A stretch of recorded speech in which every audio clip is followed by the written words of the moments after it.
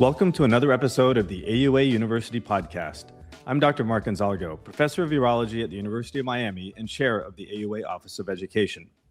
Today we're discussing one of the most clinically relevant and rapidly evolving areas in everyday urologic practice, the 2026 AUA guideline on the management of lower urinary tract symptoms attributed to benign prostatic hyperplasia.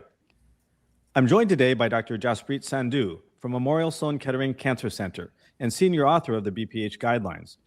Dr. Sandhu is internationally recognized for his expertise in male voiding dysfunction and reconstructive urology, and he has played a major leadership role in advancing evidence-based approaches to lower urinary tract symptom and BPH care. Jaspreet, welcome. It's great to have you with us. Thank you very much, Mark, for that very nice introduction. I do want to clarify that I was the vice chair of the guideline and Rami Goeli was the chair of the guideline. There were a host of panel members. We can go through them if you'd like.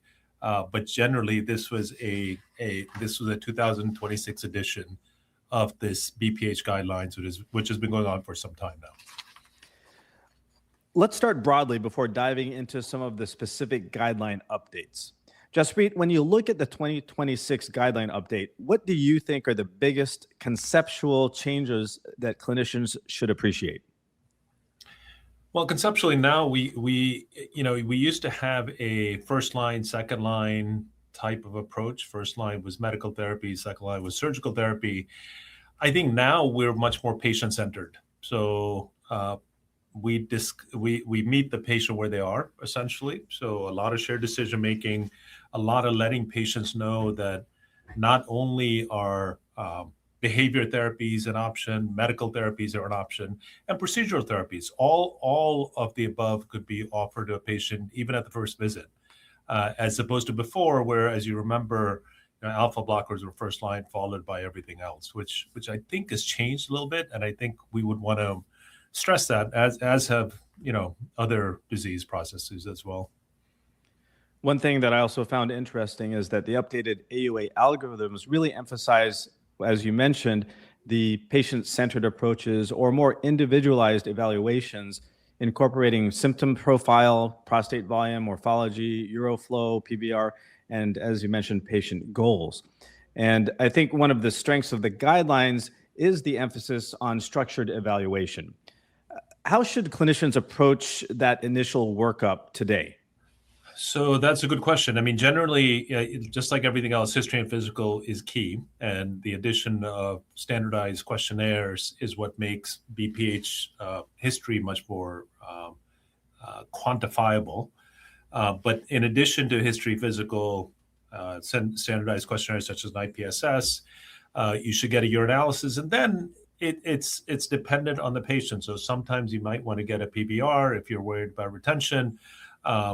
You might want to get other tests if you're really concerned, but generally those are the 3 or 4 things you need: a history, a physical, an IPSS or the like, and a urinalysis. So if you have all those, you have at least one point where you can have different forks in the road. Great. And many patients we know have mixed symptom profiles, right? Recognizing when urgency/frequency may not improve without outlet surgery, I think, is also important. And again, referring to the updated evaluation algorithms, I think really distinguish, storage versus voiding symptoms. And we also need to consider OAB-directed therapy when appropriate. And I think this is a nice transition to move into the questions involving medical therapy. Alpha blockers and 5-alpha reductase inhibitors still are foundational, but what are the important updates that clinicians should know when it comes to medications and BPH? Well, so obviously alpha blockers used to be first line, still considered pretty close to first line, along with low-dose Cialis. So the low-dose tadalafil PDE5 inhibitor is pretty much considered very similar to alpha blockers. Now, there aren't obviously studies like there have been with alpha blockers for low-dose tadalafil, but low-dose tadalafil and tamsulosin or the like can be exchanged as needed for voiding symptoms. 5-ARIs, as you know, are for larger prostates, 30 grams, 1.5 PSA or higher. But storage symptoms are the big additional thing here. And storage symptoms, as you know, are generally treated, used to be treated primarily with anticholinergics, and now you have more beta-3s. So beta-3 agonists and anticholinergics can be used alone or in combination with alpha blockers or even PDE5 inhibitors, which brings us to combination therapy. So, combination therapies, as you know, there were lots of studies done years ago about 5-ARIs and alpha blockers, which started essentially combination therapy within urology. But in BPH, lower urinary tract symptoms related to BPH, combination therapy is a mainstay. So a lot of patients are on multiple drugs with good reason. Storage symptoms are treated much better if you have a low PVR with anticholinergics or beta-3 agonists. So the addition of those often helps. And sometimes if they're mainly storage, then just those alone might be all you need. When we talk about trying to manage patients with medications, it's always potentially a balance between the efficacy of the treatment and potential side effects. And I want to pose a clinical question for you, for our audience. What's your approach to the patient who may be symptomatically improved on medications, but is frustrated by some of the side effects, specifically the sexual side effects of medication? That's a very good question. I mean, within alpha, so we call them uroselective alpha blockers. There's essentially three: tamsulosin, silodosin, alfuzosin. They vary dramatically in terms of sexual side effects, particularly ejaculatory side effects. So as most of us know, silodosin and tamsulosin have relatively high rates of ejaculation or retrograde ejaculation, whereas alfuzosin has very low rates of that. So if patients are worried about it, try alfuzosin. Now, the flip side is there are cardiovascular risks, which are pretty much opposite. So cardiovascular risks with alfuzosin are higher than cardiovascular risks with silodosin, for example. So if a patient's older, is not worried about ejaculatory dysfunction, it might make sense to start them on something silodosin. Now, the other wild card here is low-dose tadalafil. Low-dose tadalafil is now available as a first-line treatment for lower urinary tract symptoms, with or without erectile dysfunction. It used to be you only gave that in patients who had lower urinary tract symptoms and erectile dysfunction. Now it can be offered as a first line without ED. So patients who have side effects that might be, or are worried about side effects, that might be a really good first option. Great. Now, Jaspreet, one aspect of BPH management that sometimes gets less attention, but can be incredibly important in practice, is behavioral therapy and lifestyle modification. I think we often focus on medications and procedures, but many patients either improve significantly with behavioral strategies or can enhance outcomes when these approaches are combined with medical therapy. So let's start with behavioral therapy as a standalone approach. In which patients can behavioral interventions alone actually be effective? Pretty much all patients, actually. So there have been studies done which show that behavior therapies alone are as good as medical therapy alone. So behavior therapies, while we used to think medical therapy as an adjunct, they can be tried alone. So weight loss, physical activity, fluid restriction, all those, any kind of behavior therapy you can think of, things like Tai Chi or martial arts, all those things are useful as a standalone or in conjunction with medical therapy. Now, the one other place where behavioral therapies might be useful is if patients have tried medical therapies, had some efficacy, but not to their satisfaction. In that case, adding behavior therapies to medical therapies is essentially like combination therapy. And that seems to work really well. I mean, it's essentially another medicine now. Granted, it's slow in action, but so are some medical therapies. 5-ARIs take up to 6 months for them to be effective. So those are actually very good adjuncts to add or start alone in pretty much any patient. It's interesting because some of these interventions sound simple, but in the right patient, they can have meaningful impact, particularly for nocturia and urgency. I want to ask, again, a question that might be of interest to the audience, and that would be, what lifestyle modifications do you think are most underutilized or even underestimated by the clinicians? I mean, physical activity. exercise alone is very, very useful. Now, weight loss, everybody understands, and there's a big push for it. And in this day and age of wellness and longevity type of therapies, most people understand that exercise is extremely important. So exercise is extremely important. So not being inactive will help. Weight loss is extremely important. Beyond that, you're looking at specific targeted therapies. Fluid restriction, it can help, even though most wellness gurus will say you need to hydrate. But if you have a patient coming in with a bottle of water who's drinking multiple bottles of water, and they're worried about frequency and urgency, well, try cutting back the amount of water they drink. Simple things like that are dramatically effective, particularly in patients who are worried about not being on medicines, which is a growing proportion of our population. Great. Now let's talk about what you mentioned briefly as a follow-up, and that is combining behavioral therapy with medications, which is probably where many of the audience really practice most commonly. How do you integrate behavioral counseling when starting medical therapy? So, I mean, you're right. It's not easy, but all of this, every single part of these guidelines relies on counseling. So you have to tell patients, so whenever you start a patient on medical or behavior therapy, you have to discuss the risks of bladder function, the risks of sexual dysfunction with different therapies, different systemic side effects that may happen.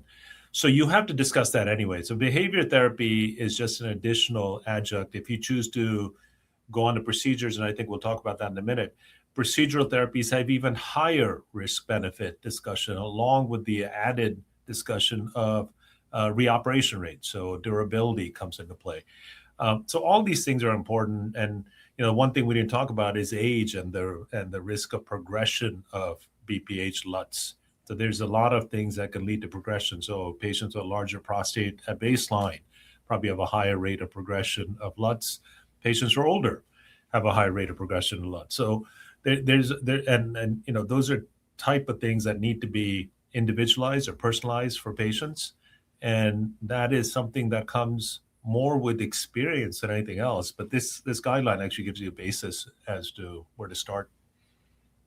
Certainly. And, it's important for clinicians, I think, to recognize that many persistent symptoms after starting medication may actually be behavioral or bladder driven rather than purely obstructive. And when you consider, patients who might have a partial response to medical management, I'm curious at that point, again, we're talking more along the use of behavioral therapy as an adjunct. How do you use behavioral therapy in that context? Or is it different than when you're perhaps just combining it de novo? Well, I mean, behavior therapy, obviously, if you had all the time in the world, you would discuss all these therapies with every single patient. But in a busy clinic, you often just start them on medicines, have them come back. If they come back and they're not satisfied, but you see based on a symptom score that it's just basically nocturia that's bothering them. Then you tailor your therapies to nocturia. Cut back the amount of fluids you drink before going to bed. Restrict fluid and foods before you go to bed. If you've got edema, lower extremity edema, use compression stockings or raise your legs before you go to bed. Simple things like that, which are not necessarily behavior, but could be lifestyle interventions. Those are extremely important to add on. And you may not even think about them when you first start somebody on medical therapy. If somebody comes in and is willing to try medical therapy, you may not even discuss behavior therapy with them at the beginning. So once they've been on medical therapy for some time, say 6 months, they come back, they're not as improved as they would like, then absolutely add behavior therapy or go on to other things, go on to procedural therapy if needed, or combination therapy. Jaspreet, really practical insights here, and I think that's a great segue to procedural therapy in 2026. I think this is an area where the field really has evolved probably the most. How do you approach procedural selection today? So that's a very good question. So procedural selection, in my mind, is based on a couple of things. One is patient preference. That's probably the most important thing. Second is prostate morphology, probably the second most important thing. Third is surgeon comfort, right? So you have to be able to do these procedures.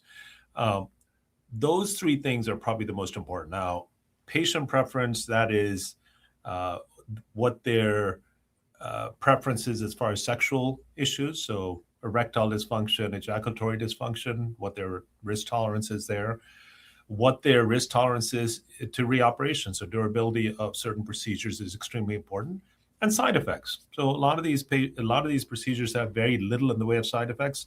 Some do. Retrograde ejaculation and a simple prostatectomy is 90+%. Whereas if you were to do some of these other procedures, it's a lot lower. So those are the type of things that you have to be worried about. And there's certain specific side effects that you need to be aware of. So, for example, a prostate urethral lift in a patient on active surveillance might impact imaging going forward. So those type of things are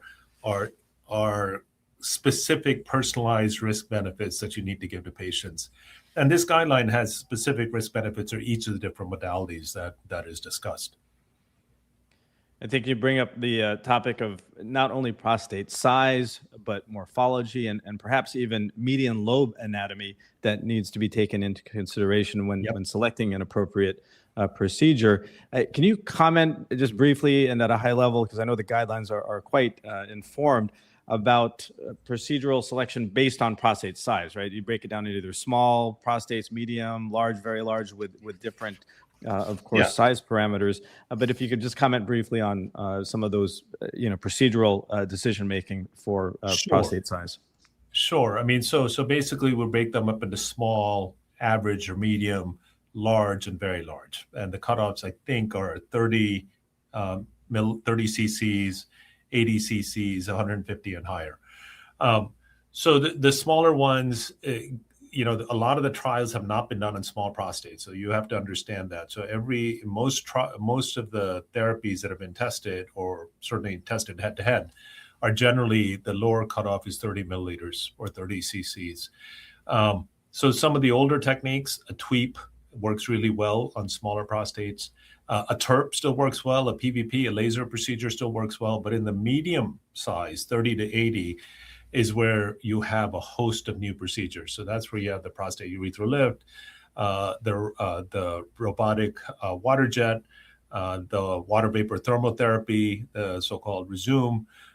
There's a lot of newer therapies, the intraprostatic drug-coated balloon. There's a temporary implantable prostate device. So there's a host of things that are available, including the standard ones. So TURPs, the enucleation procedures, the anatomic enucleation procedures, so-called HOLEP or THULEP. There's simple prostatectomy for patients that are bigger. So 80 to 150 or even higher, you're looking at possibly enucleation, possibly simple prostates. You could even offer TURPs. So TURPs can be offered to those patients with the caveat that monopolar TURPs would probably be limited to 80 to 100 in upper limit. But bipolar, you can go even higher. So there's a host of these techniques which are available. The thing that the patient preference aspect of that is, if you were to do a enucleation or a simple prostate on everybody would have ejaculatory dysfunction. So some of these patients don't want that, which is one of the reasons we have a host of these ejaculatory preserving or preferred treatments. And that's why a lot of these newer technologies actually came into being. Great. Thank you for summarizing that at a high level. One area where clinicians often struggle is managing special clinical scenarios that don't always fit neatly into a standard treatment algorithm. I'd like to spend the last few minutes for the podcast discussing two common but nuanced situations, okay? Let's start with acute urinary retention. I think this remains one of the most dramatic ways patients present with BPH. So when a patient comes in with acute urinary retention attributed to BPH, how do you approach initial management? So, classically and still true, you should, if somebody presents with acute urinary retention, whether it's postoperative urinary retention or retention due to, medications or just de novo, you almost always want to start them on alpha blockers. And at least a 3-day trial of alpha blockers is what you need.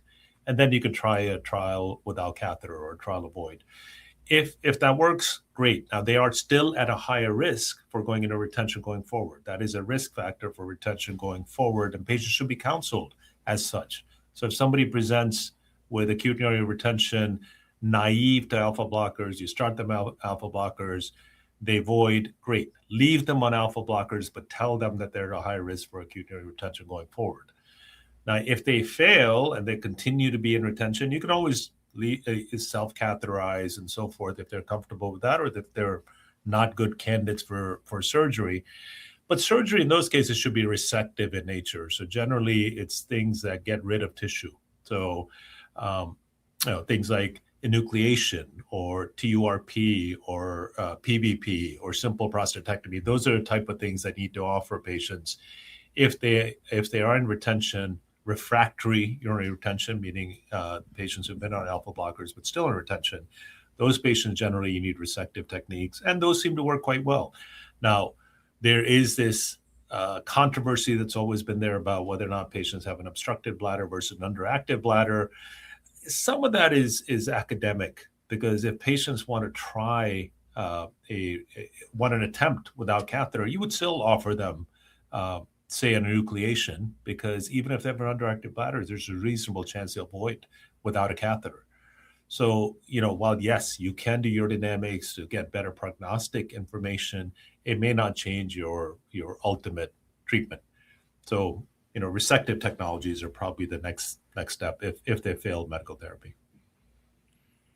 Jaspreet, another increasingly common scenario is the patient on active surveillance for prostate cancer who also has bothersome LUTs from BPH. I think this creates a very different layer of complexity. So how do you approach LUTs management in men on active surveillance for prostate cancer? Again, a very good question. So realize patients on active surveillance are patients who do not want side effects, right? So they have low risk cancer primarily, but also they don't want side effects. They don't want incontinence. They don't want erectile dysfunction. Some of them don't want ejaculatory dysfunction. Now, classically, in patients with LUTs, you treat them just like any other patient. You start them on medicines. Alpha blockers, PDE5s are a good start. But the 5-ARIs is a controversial one, because 5-ARIs, as you know, the FDA has a warning that at least prescribers should know that in studies they have shown a higher risk of high-risk prostate cancer, or lower risk of prostate cancer overall, but a higher rate rather of high-risk prostate cancer. That's in absolute numbers. That's a very small increase, but it does exist. And all my patients who I place on 5-ARIs, I tell them the patients on active surveillance already have prostate cancer. So in this particular group, 5-ARIs are a very important conversation to have. And my conversation goes something like, we don't know if there is a higher rate. We don't think it's a causal effect, and you're being followed anyway. So there's been multiple trials or multiple likely retrospective studies that have looked at 5-ARIs in the active surveillance population. It does not cause any worsening of survival. So we don't think you have an increased rate of high-risk prostate cancer if we place you on 5-ARIs. So most of our prostate oncologists feel comfortable with that. I feel comfortable with that, and all of our patients seem to feel comfortable with that. Now, if they progress in terms of LUTs, not cancer, on active surveillance, then you can always do surgical therapies. And the surgical therapies are ones that'll get rid of the transition zone, not the peripheral zone. So generally, TURPs are good. Laser procedures are pretty good. Simple prostates and really large prostate may be good, but be cautious, because sometimes the cancer gets in towards the transition zone. The advantage of all those procedures is patients void dramatically better. Now, the disadvantage, obviously, is some of them have ejaculatory dysfunction. So things like a water vapor thermal therapy might be effective.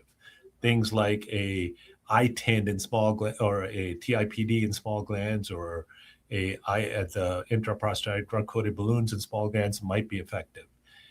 That being said, the advantage of doing these procedures in these patients is you open up some doors. So if they progress, so if a patient's on active surveillance progress, so they have, the biopsy shows now maybe unfavorable intermediate risk prostate cancer, they have now opened up some doors, because patients with really bad lower urinary tract symptoms and large prostates are not great candidates for radiation therapy. once you resolve that, they actually end up being excellent candidates for radiation therapy. So we looked at our series, and I think 80% of patients who progressed, who'd undergone one of these procedures on active surveillance, chose radiation therapy. And it makes sense. I mean, they want less side effects, and this is a selected group of patients anyway. So there's a lot of nuances there, specifically with all these different techniques. So I already mentioned the prostate urethral lift, the titanium clips. Those can cause artifact on MRI. So you've got to be careful with that. When you do a procedure, you've got to understand your PSA has a new set point. So when we do a TURP, for example, we expect the PSA to go down by about half 6 months to a year after the procedure. So all those are things that you need to be aware of when you treat these patients. But that's all really nicely codified within the guidelines. I think it's also important to know the PSA kinetic effects of the 5-alpha reductase inhibitors, specifically in terms of interpretations. We follow these men who are on active surveillance. And you also mentioned that the choice of treatment after BPH management, surgical management, may be different. Are there procedures you favor or avoid in patients who may ultimately require definitive prostate cancer treatment? I mean, that's a good question. So some of our, so if you do a radical prostatectomy, you don't want any procedure that causes a lot of scar tissue, obviously, which luckily a lot of these procedures are away from the capsule. So things like a robotic water jet, for example, aquablation, you do that with ultrasound guidance. And with ultrasound guidance, you can tell that it's far away from the capsule. So you treat only the inner edge of the prostate. And those patients tend to do quite well regardless of what you do afterwards. There's some procedures where you do, a simple prostatectomy, for example, or maybe an enucleation procedure, you sometimes approach the capsule. So those patients you may have a harder time doing a radical prostatectomy in afterwards. But as far as radiation therapy, though, it goes, that's all image guided. So, radiation therapy is based on a simulation, and those patients actually do well regardless of what kind of procedure you offer them, save maybe the prostate urethral lift, which, has the titanium. Jaspreet, thank you for an outstanding discussion. This was an incredibly practical and timely overview of the 2026 AUA BPH guideline and really highlights how much the field has evolved. For practicing urologists, residents, and fellows, understanding how to navigate these choices thoughtfully is increasingly essential, and this guideline provides an outstanding framework for doing exactly that. To our listeners, thank you for joining us. For more educational content, including podcasts, guideline updates, CME activities, and surgical education resources, please visit auanet.org/university. I'm Dr. Mark Gonzalgo, and we look forward to bringing you more conversations that keep you at the forefront of urologic care. Until next time.